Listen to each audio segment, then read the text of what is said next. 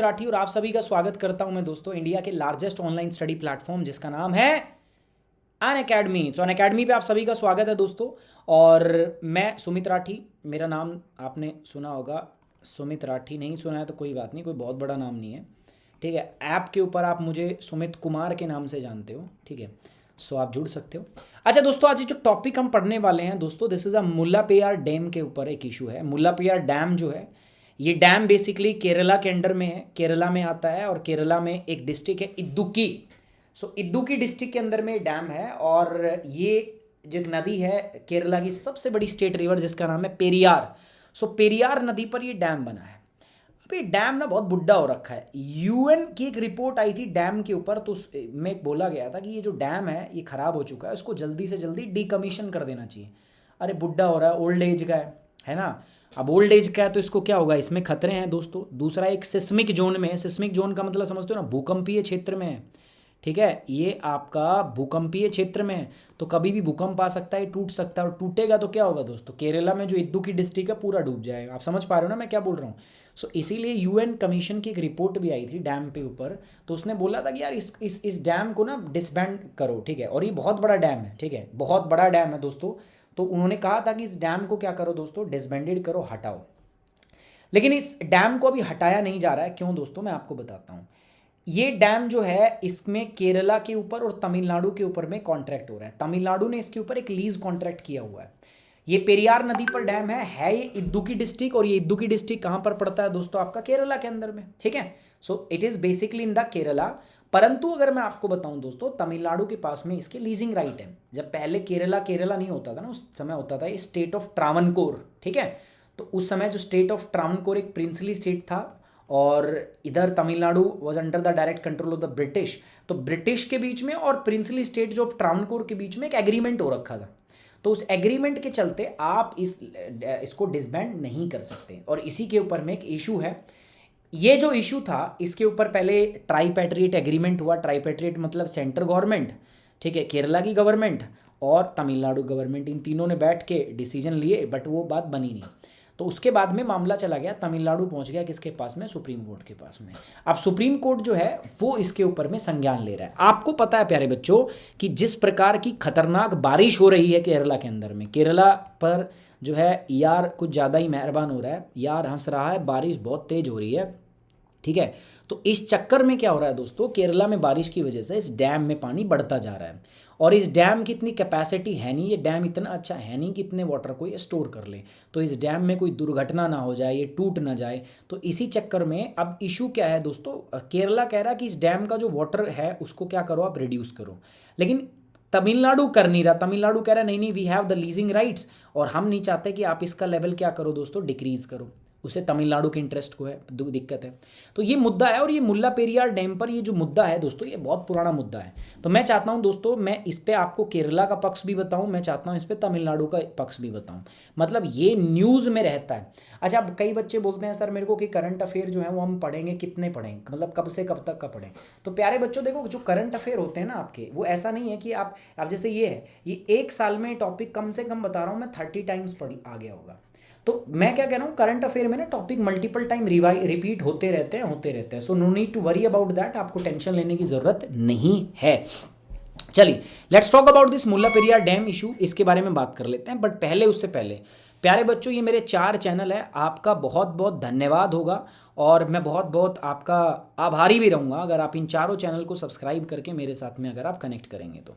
So guys, 4 channel है मेरे, geography 101, UPSC 101, current affair 101 और एनसीईआरटी 101। इन चारों चैनल को आपको क्या करना है, सब्सक्राइब। तो you have to subscribe all these channels. So अगर आप मेरे साथ और मेरी पूरी टीम के साथ में कनेक्ट होना चाहते हैं तो बच्चों, ये 4 चैनल है जिन चैनल्स के साथ में आपको कनेक्ट होना है। These are the 4 different channels, ठीक है। चारों चैनल को सब्सक्राइब कर लो। इसके अलावा आप मेरे साथ अनअकैडमी ऐप पर भी जुड़ सकते हैं। अनअकैडमी ऐप पर अगर आपको मेरे साथ जुड़ना है तो आप मुझे फॉलो करेंगे with the name of Sumit Kumar. मेरा नाम है सुमित कुमार। आप मेरे साथ जुड़ोगे अनअकैडमी ऐप के ऊपर में सुमित कुमार के नाम से। और मैं आपको बता दूं, कोई भी क्विज, कोई भी स्पेशल क्लास, कोई भी प्लस कोर्स आप मेरे साथ कनेक्ट कर सकते हो। और याद रखना दोस्तों, मेरा ये कोड है सुमित 10, सुमित 10 मेरा कोड है। इस कोड को आप यूज़ करोगे, you will get 10% instant discount on Unacademy. और अभी प्राइस बढ़ने वाला है, तो guys it's my humble request, जाइए फटाफट जाके ज्वाइन कर लीजिए, ठीक है। हाँ, ये वही है, वैक्सीन जैसा टॉपिक है, 100 बार रिपीट हो गया। सही कह रहे हैं आप। अब ये मुल्ला पेरियार डैम इशू क्या है दोस्तों, अभी अभी सुप्रीम कोर्ट ने यार इसके ऊपर में एक स्टांस लिया एंड सुप्रीम कोर्ट ने डायरेक्ट किया है कमेटी को कि इसके ऊपर कुछ आप इमीडिएट और फर्म डिसीजन लो, है ना, कि इसके अंदर में कितना अधिकतम वाटर होना चाहिए। अभी डैम है, डैम में क्या होता है दोस्तों, किसी भी डैम के अंदर में बेसिकली क्या होता है दोस्तों, वाटर स्टोरेज होती है, ठीक है, वाटर को स्टोर ही तो करते हैं हम। अब ये जो वाटर स्टोरेज होती है क्यों करते हैं, इसके भी अलग अलग पर्पस है हमारे पास, ठीक है, तो इसके पर्पस क्या है वो भी मैं बताऊंगा, इसके प्रोज क्या है वो भी मैं बताऊंगा, इसके कॉन्स क्या है वो भी मैं बताऊंगा आपको, ठीक है, दोनों चीज मैं आपको बताऊंगा। तो मुल्ला पेरियार डैम हाल ही में सुप्रीम कोर्ट ने आपका एक सुपरवाइजरी कमेटी जो है उसको डायरेक्ट किया है दोस्तों, उसको कहा कि भैया जल्दी से जल्दी डिसीजन लो, ठीक है, एक इमीडिएट और फर्म डिसीजन लो कि कितना मैक्सिमम वाटर आप इस मुल्ला पेरियार डैम के अंदर में कंसिस्ट करोगे। क्योंकि भैया मुल्ला पेरियार डैम जो है इदुक्की डिस्ट्रिक्ट में केरला में, और यहां पर हो रही है भारी भारी टोरेंशियल रेनफॉल, और रेनफॉल की वजह से इसके अंदर में जल का स्तर लगातार बढ़ता जा रहा है। और ये जो डैम है ये पुराना है, तो कभी भी ये डैम क्या हो सकता है दोस्तों, ये टूट सकता है, और अगर ये डैम टूट गया तो इदुक्की डिस्ट्रिक्ट गया पानी में, तो वहां पर लोगों की लाइफ का खतरा है, because life matters and that's why supreme court ने कहा है। ठीक है, चलिए इसका थोड़ा बैकग्राउंड मैं आपको पढ़ा देता हूं। तो सुप्रीम कोर्ट एक हियरिंग जो है ना, एक पिटीशन जो है इसके ऊपर, ये बहुत पुराने समय से एक याचिका की सुनवाई कर रहा है, ठीक है। तो इस पर कितना जल स्तर होना चाहिए इस बांध के अंदर, एक बांध है मुल्ला पेरियार बांध, इस बांध के अंदर में कितना जल स्तर होना चाहिए, इसके ऊपर सुप्रीम कोर्ट के अंदर में एक याचिका जो है वो चल रही है। In the past, control and safety of the dam and the validity and fairness of the lease agreement of Mulla Periyar Dam have been led to the dispute between the Kerala and Tamil Nadu. मुद्दा क्या है दोस्तों, मैंने आपको बताया था ना, एक तो टाइम की बात कर रहा है। टाइम देखो, ये जो एग्रीमेंट हुआ था ना, लीज एग्रीमेंट, ये एग्रीमेंट हुआ था तमिलनाडु और किसके बीच में, केरला। लेकिन उस समय केरला नहीं था, ये क्या था दोस्तों, प्रिंसली स्टेट ऑफ ट्रावनकोर, ठीक है, स्टेट ऑफ ट्रावनकोर। और तमिलनाडु किसके अंदर में था, ब्रिटिश गवर्नमेंट, ब्रिटिश इंडिया के, ईस्ट इंडिया कंपनी के अंडर में। तो ईस्ट इंडिया नहीं, ब्रिटिश, तो ब्रिटिश के बीच में और स्टेट ऑफ ट्रावनकोर का जो राजा था, प्रिंस था, उसके बीच में एक एग्रीमेंट हुआ था, और उसी का आज तमिलनाडु हवाला देता है कि नहीं नहीं भैया, हमारे पास इसके लीज एग्रीमेंट है, तो केरला अभी इस डैम को डिसबैंड नहीं कर सकता, बंद नहीं कर सकता। इसी को लेकर क्या है दोस्तों, आपका इशू है। दूसरा इशू क्या है, डैम दोस्तों क्या हो गया, ओल्ड। अब डैम ओल्ड हो गया तो सेफ्टी इशू आ गया है दोस्तों। अभी है कहाँ पे स्थिति, केरला में है। तो केरला कह रहा है कि भैया कल को ये टूट गया ना, तो हमारे यहाँ पे दिक्कत हो जाएगी, केरला के अंदर में बाढ़ आ जाएगी। तो इसीलिए केरला के अंदर में बाढ़ ना आ जाए, सिस्टम खराब ना हो जाए, ठीक है। तो इसी चक्कर में क्या किया जा रहा है दोस्तों, इसी चक्कर के अंदर में यहाँ पर सुप्रीम कोर्ट में मुद्दा चल रहा है ना। Kerala has accused the Tamil Nadu government of sudden release of the water several times in the past. Kerala का कहना है कि तमिलनाडु सरकार जो है वो अचानक से क्या करती है, इस बांध के अंदर में पानी छोड़ देती है, और बहुत बार करती है ऐसा।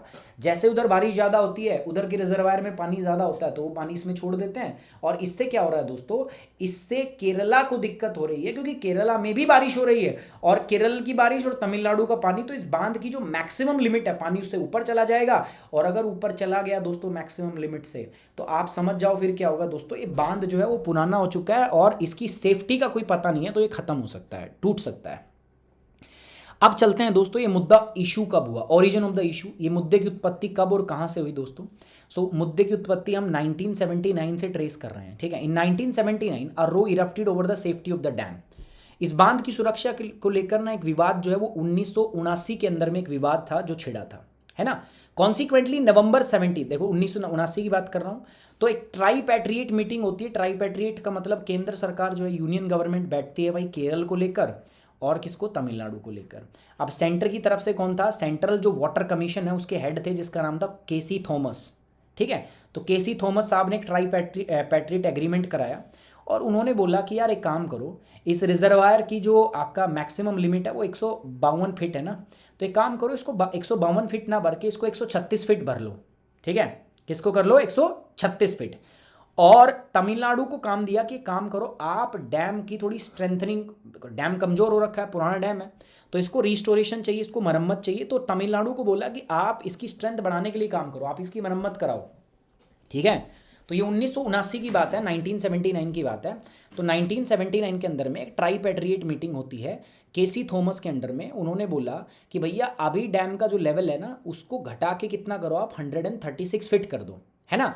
और तमिलनाडु को बोला कि तुम तब तक एक काम करो, जब तक 136 फीट है तब तक तुम इसको मजबूत कर दो, भाई इसका काम कर दो तो ये मजबूत हो जाएगा। स्ट्रेंथनिंग का काम किसको दे दिया गया? तमिलनाडु को।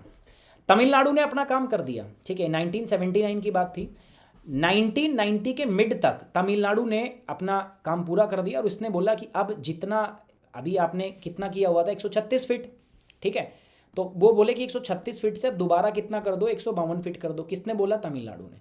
क्योंकि तमिलनाडु बोला कि मेरा जो काम दिया था ना, मैंने जो टास्क आपने दिया था, मैंने वो टास्क पूरा कर दिया, now you have to restore the water level of the Mullaperiyar dam, तो ये बोला गया। बट इसके ऊपर में कोई कंसेंसस हुई नहीं, ठीक है भाई, इन्होंने तो बोल दिया, तमिलनाडु डिमांड कर रहा है।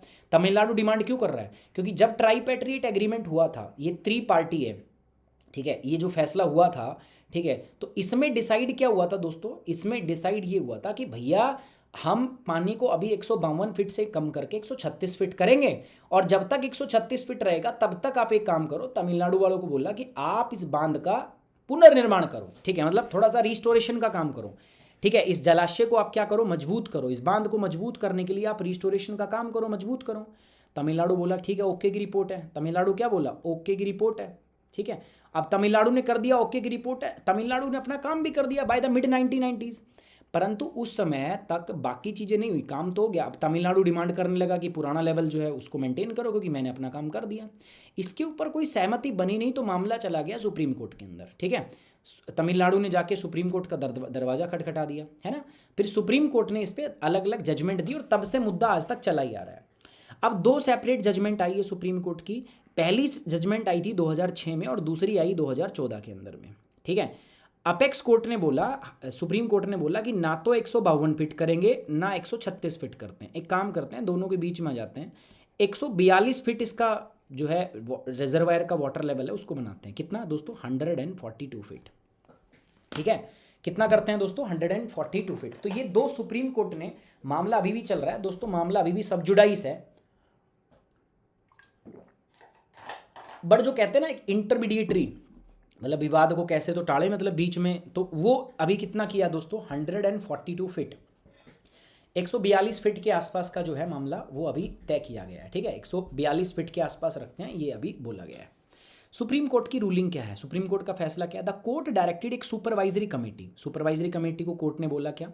To get to work as there was an immediate need to specify the maximum water level in the dam because of the rain. अब क्या हुआ? सुप्रीम कोर्ट ने 142 कर दिया था, अब सुप्रीम कोर्ट ने एक सुपरवाइजरी कमेटी बनाई है कि भैया एक काम करो, तुम ध्यान रखो, डैम हो रखा है पुराना, और क्या है भाई, इसमें केरल के अंदर में ना फ्रीक्वेंट बारिश आ रही है, और इस बारिश से इस जल का स्तर बहुत बढ़ रहा है, और जल के स्तर बढ़ने से यहाँ पे दुर्घटना हो सकती है, बहुत सारे लोग यहाँ पे रहते हैं, और बिकॉज लाइफ मैटर, सबकी सेफ्टी मैटर करती है, इसीलिए एक सुपरवाइजरी कमेटी बनाई, और सुपरवाइजरी कमेटी को काम दिया कि भैया तुम ध्यान रखो, ठीक है, कितना मेंटेन करना है, इमीडिएट लेवल पे कितना इसमें मैक्सिमम वाटर हम मेंटेन कर सकते हैं, उसके बारे में बताओ। तो सुप्रीम कोर्ट ने सुपरवाइजरी कमेटी को डायरेक्ट कर दिया है। It directed all the authorities concerned to interact immediately on an urgent basis on the issue, saying it has something to do with the lives. उन्होंने कह दिया कि भैया जीवन इसका लोगों के ऊपर डिपेंड है, ठीक है। देबू गुड इवनिंग। सो लोगों का जीवन इस पे क्या है दोस्तों? डिपेंडेंट है, इसीलिए सुप्रीम कोर्ट ने कहा कि because life matters so you have to take some action, आपको कुछ करना पड़ेगा, इसीलिए सुप्रीम कोर्ट ने सुपरवाइजरी कमेटी को डायरेक्ट किया। अभी जो मुल्ला पेरियार डैम है सर, ठीक है, मुल्ला पेरियार डैम जो है सर, इसके बारे में थोड़ा सा बात कर दो, हमें इसके बारे में बता दो क्या है मुल्ला पेरियार डैम। तो देखो यार, ये 1895 के अंदर में बिल्ड किया गया। It was built in the 1895 on the Periyar river in the Idukki district of Kerala. तो इसे 1895 के अंदर में केरला के इदुक्की जिले के अंदर में जो हमारी पेरियार नदी है उसके ऊपर में इसको बनाया गया था, ठीक है। So it was built in 1895 on the Periyar river in the Idukki district of the Kerala. It is situated high up in the western Ghat, ये पश्चिमी घाट में है आपका, ठीक है।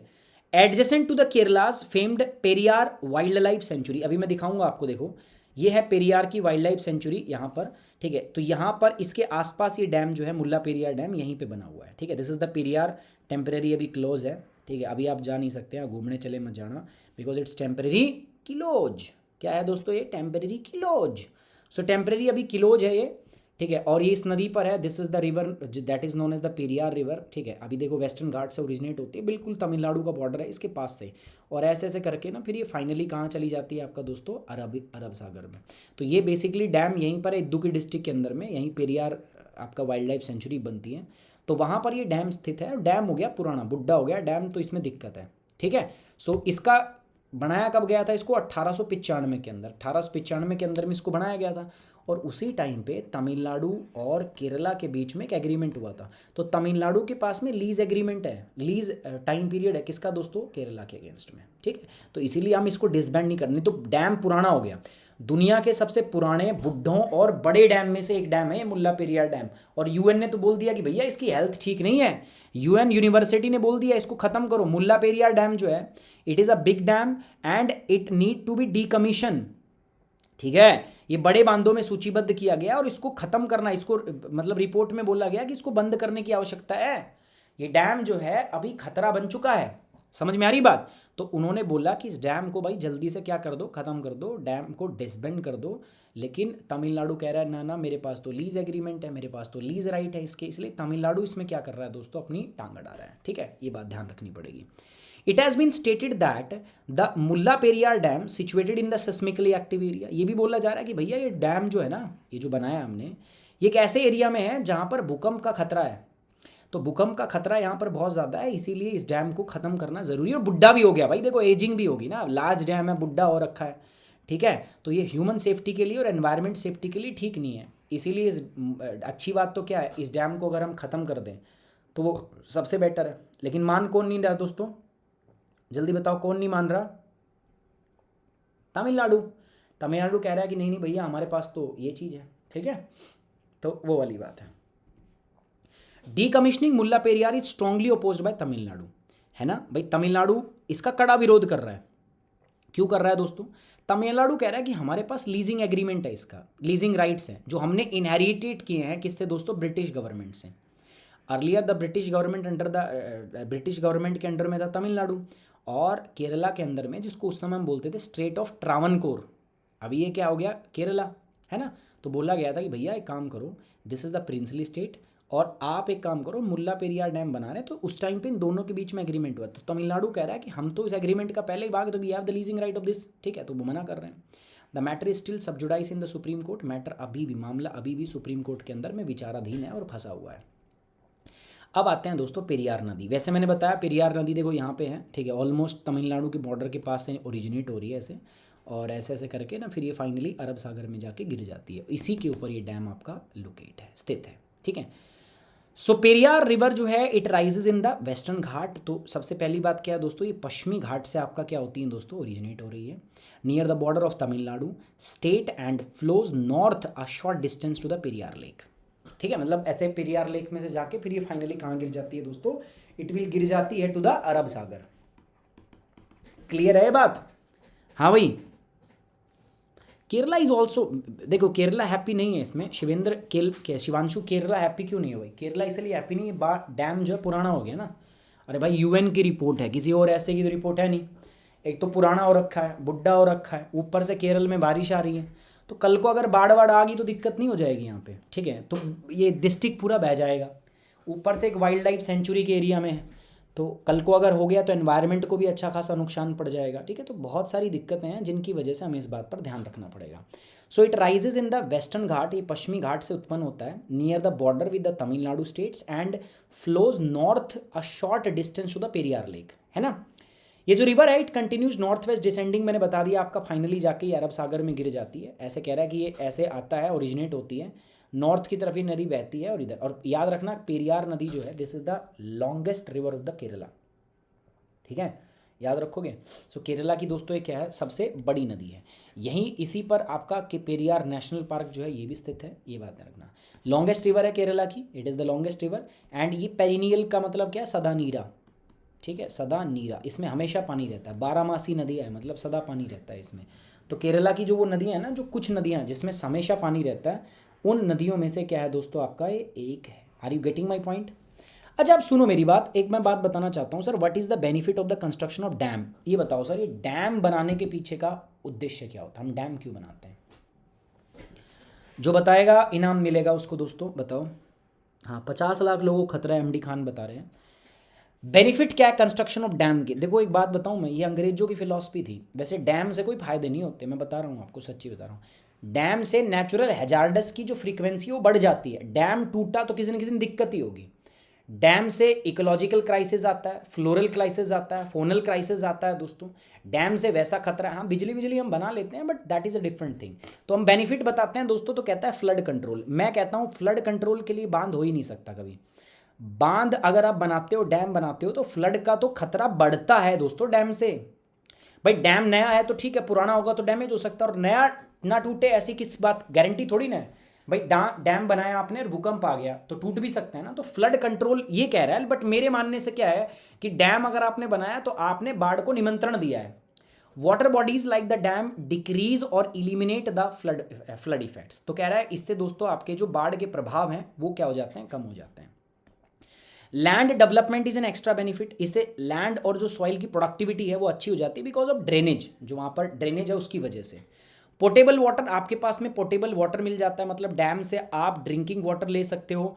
आपको डोमेस्टिक वाटर की नीड है, वो आप इन चीज़ों का एड्रेस करते हो। वाटर स्कैसिटी जो है, आपकी जो पानी की कमी है वो आपकी बेसिकली क्या हो जाएगी दोस्तों, दूर हो जाएगी। इरिगेशन में भी फायदा है आपको। डैम आपको इरिगेट करने में मदद करेगा। ड्राई एंड अनइरिगेटेड रीजन, उसके अंदर में आप इससे डैम से पानी ले जा सकते हो और आप अपनी खेती कर सकते हो।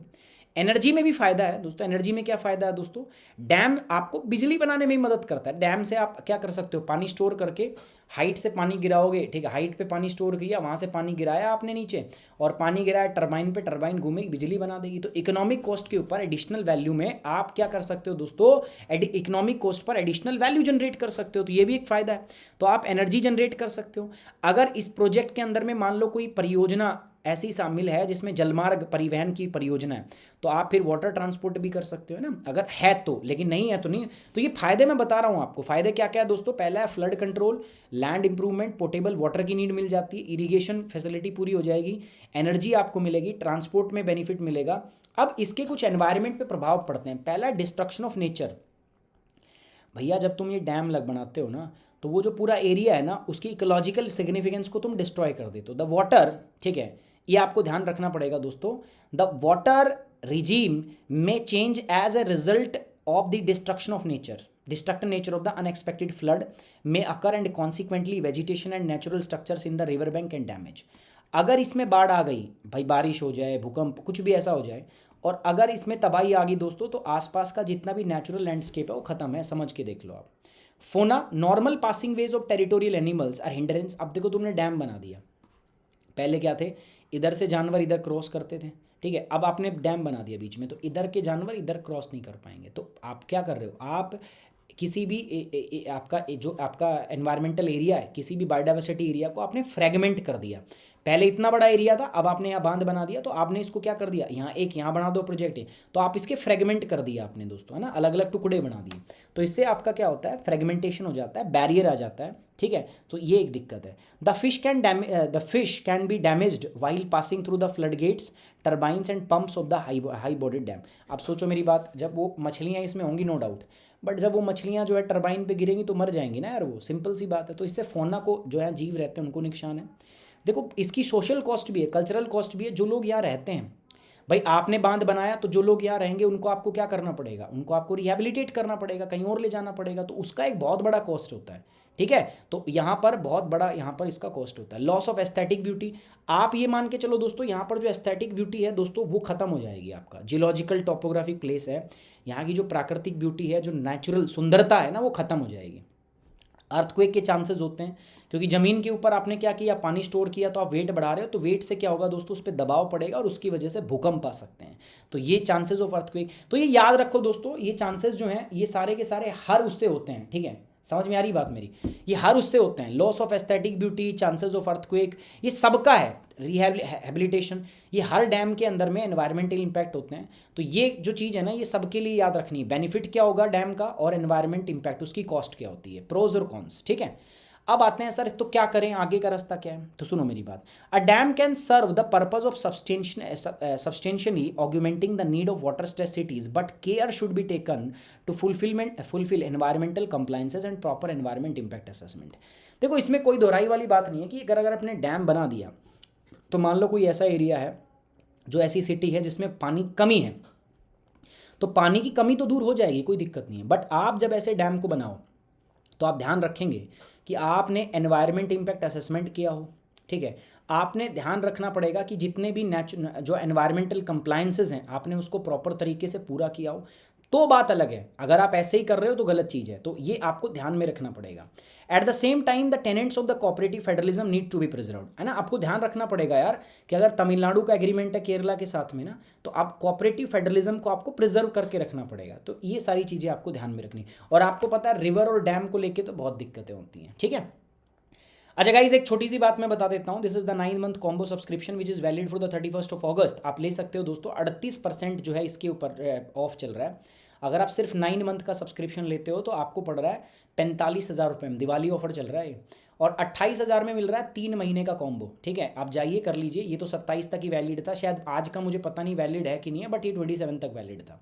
यहाँ पर अगर मैं बात करूँ तो 1 ईयर के कॉम्बो पे, 2 ईयर के कॉम्बो पे, 3 ईयर के कॉम्बो पे विल गेट 35% ऑफ, ठीक है। आप देख रहे हो दोस्तों, ये प्राइस है। और इसके ऊपर भी आप जब मेरा कोड लगाओगे तो आपको मिल रहा है दोस्तों 10% ज़्यादा। मतलब 1 साल का अभी का वर्तमान का सब्सक्रिप्शन है 52,000 अप्रॉक्सीमेटली, बट ये चेंज हो सकता है, ठीक है। ये 27 तक था, आज का अपने को कोई अपडेट है नहीं, तो आपका आज का अपने को पता नहीं, बट फिर भी मैं कहूँगा एक बार आप जाके चेक करना, ठीक है। साथ साथ आपको इसमें 45,000 रुपये की टेस्ट सीरीज़ फ्री मिल रही है। 2 प्रकार के सब्सक्रिप्शन हम दे रहे हैं दोस्तों आपको अनअकैडमी में, आइकॉनिक और प्लस और में फ़र्क क्या है दोस्तों, इसमें लाइव क्लास होती है, weekly test, structured course, unlimited access. और आइकॉनिक में दोस्तों आपको पर्सनल गाइडेंस मिलता है जिसमें एक्सपर्ट आपको गाइड करते हैं, स्टडी प्लान किया जाता है आपका। बट अगर आप मेरे साथ जुड़ना चाहते हैं, आपको सिर्फ एक काम करना है छोटा सा, that is the my code. मेरा कोड लगाओ सुमित10, आप मेरे साथ ज्वाइन हो जाओगे। आइकॉनिक में एक एक्स्ट्रा मेंटर मिलता है।